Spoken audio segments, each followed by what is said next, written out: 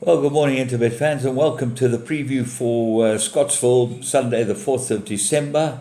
And we have an 8 race program starting off with the maiden juveniles. But let's talk about yesterday quickly before we get involved in this. I was very impressed with Triplet to Fortune's win. And I was amazed how vociferous Gaynor Rupert, his owner, was in the post-race interview about what happened to him last time. And it really was not an unfortunate set of circumstances. It was really dangerous riding and should have been dealt with properly. And she's got a real point. The racing control in this country really needs a jack up. We've got to start getting on top of the problems that we have in not only transparency, because we're getting first timers winning, saying that they might need the experience or they will need the run, and then they backed. That just not on. And on top of that, the riding in some races leaves a lot to be desired. But also, I need to just have a quick word about Greg Bortz and the Cape Town operation. I'm very impressed. And I'm hopefully going to do a podcast later on in the month where I'm going to try and get Greg on the line and Justin for Mark and chat to them about what their programs are as far as Cape Racing is concerned, because what interests me is the purchase of the shares in Grand Parade Investments. That indicates to me that Greg's thinking of a casino at Kenilworth Racecourse, and I think that would be the master stroke of genius. We should have had casinos at our racecourses years and years and years ago, but some clever dicks that were in charge in those days decided no, the casinos were the enemy. We could have had one at Reinkiesfontein with a racecourse there. We could have had one at Turfentine. Gold Reef City could have been there, but those in charge had left that legacy, and everyone's so proud of it. We fought like anything against these guys, but they had no vision whatsoever. So let's go into the vision side of it and see what Scottsville brings us today. First race, 12:25. There's a bit good to soft the going, 7.5 meter false rail, and we kick off with a maiden juvenile plate. Well, on the comments, and really the Miller stable is very transparent, and they seem to try and give you what they think. I don't always get it right, but at least they try. And Sovereign Grant looks to be the right one. They said she's smart, and if they say one can run and fast, you've got to be with that. T-Rex, I think, might be the big danger. The son of New Predator, it's going to be interesting to see how this first season stallion does. He's got beautiful pedigree for Lawrence Verners and his team, and he's got a couple of runners in this race. I'm really looking forward to seeing them run. Race 2, maiden plate, fillies and mares, 1,200 meters. It's very hard to look past Daddy's Jet on his first run. It was a cracking good run. Is it going to improve? We'll see. Was that just a run on adrenaline? That will tell. And if anything, if Daddy's Jet fluffs her lines, then there's two horses. Obviously, Rio Supremo got form, and Cinnamon Blush might be the big improver. She's packed with problems, but she could be good enough to be right there. Race 3, maiden plate, fillies and mares. They got 1,200 meters. And with the scratching of Rock and Roll Girl, very hard to look past number 9, Fortune Bay.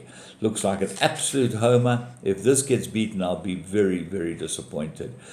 St. Cloud is the only one that might be able to beat it, but the comment from Tony Riveland gives you no confidence. Will need the run, but they put blinkers on it. Very interesting when you see people put blinkers on a horse first time out. Don't ignore the betting.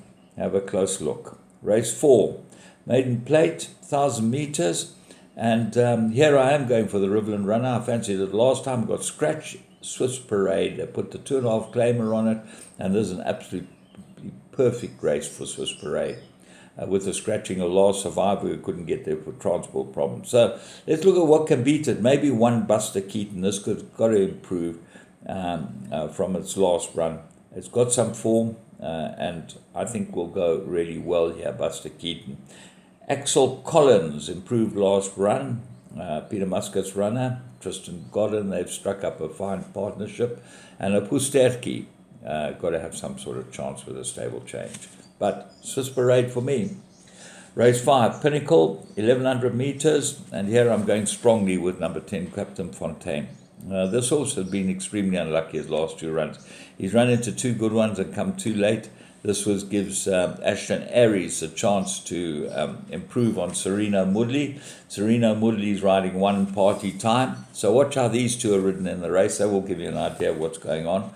But they should be the 2 to fight it out. Have a close look at Aqua Bolt and Nara. And maybe even Spider's Corner could find improvers there. Race 6. This is a 1400 meter and the River Indigo. I seem to remember I won this once at one stage, maybe with Las Ramblas. Anyway, I like Hawker Typhoon. 3rd run after a race, looks like she'd been prepped for the race. Another puller operation, this is what they do. And she's got Monashada to beat. That's number 3. 5 is Hawker Typhoon. Meet at the George, got good form too, and Calvin rides it. That's always a big, big plus. Lucky Miss has got form, and that form ties up with Monashada, but they're all going to have to go to beat Hawker Typhoon. Race 7, Mirror rated 75. They got 1200 meters, and I liked actually 3 horses here. I thought that Rugga Bugger won a very good maiden plate. And could go on from that. This could be a good race for him. Calvin's ridden him twice, and he might just go on and be able to go in again over this 1200 meters here. Queen's Wood is the big danger. Gets a 2.5 claimer. This horse comes from Cape Town. Had a warm-up run, and they put the blinkers on. If the blinkers improved Queen's Wood, he'd be right in the play. Gunsmoke improved his last 2. He gets the 3 kilogram off his back and should go well. That's number 6, Gunsmoke. And also, Northern Warrior, got good form. Rachel rides it, also got some sort of chance. Race 8, Maiden Plate, 1600 meters. Well, if you go against Blazing Kiss, which is drawn a bit wide, then you need a lot of horses here. This Blazing Kiss looks absolutely made. Duchess of Gold scratched, and Robbie Hill, with a miserable morning this morning. Both his horses that had very big chances are scratched, and there's nothing worse than being a trainer and having that type of problem. Anyway, Blazing Kiss has got the form, but that's number 11. Don't look past Dula and Adelante, which are the 2 Bosch runners. I think they'll both go well here, and both worth including in that last race quartet, which is always worth playing. Mythical Tune looks like an improver. Samsai looks like an improver, as does Lucia Popova. So, from me, James Goodman, and the whole Interbet team, interesting pick 6 pool yesterday, 2.8 million, Kenilworth. That shows you something. We'll talk about that too.